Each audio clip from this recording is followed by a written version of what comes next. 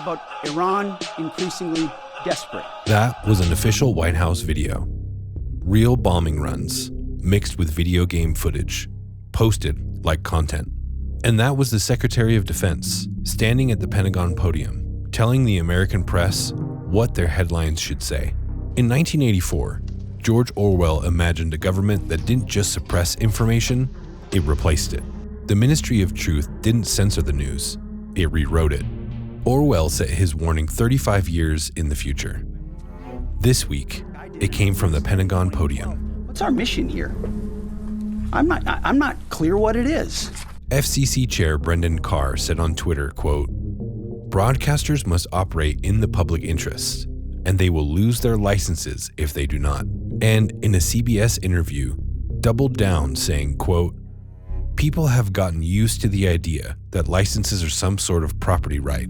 The sooner David Ellison takes over that network, the better." Suppress the coverage you can't control.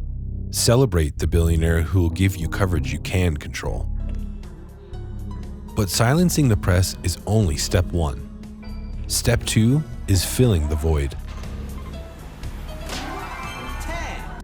While the FCC threatens broadcasters for reporting the war honestly, the White House produces its own version, where missiles flying look like entertainment and war looks like winning. He's not hiding it. He's celebrating it. And this didn't start with the Iran war. Each of these was treated as an isolated incident, a controversy, something to argue about for a news cycle and forget. But they weren't isolated. They were construction. The arrests taught journalists that access has a price. The threats taught comedians that satire has consequences. Their media assaults taught the public that the press couldn't be trusted. And the 60 Minutes segment taught the audience that authoritarian detention could be packaged as tough love governance. By the time the Iran war started, the infrastructure was ready.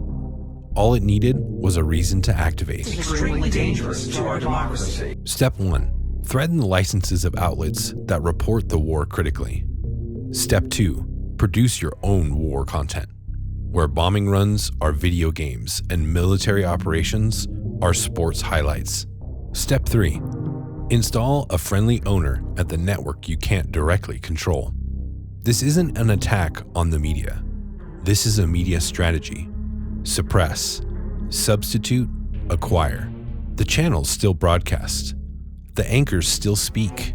But what they're allowed to say and what fills the space when they can't is controlled from the same building that's running the war.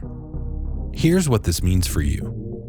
Everything you know about the Iran war, whether the strikes are working, whether diplomacy was possible, whether American soldiers are safe, whether 165 schoolgirls needed to die, depends on whether someone is allowed to report it honestly.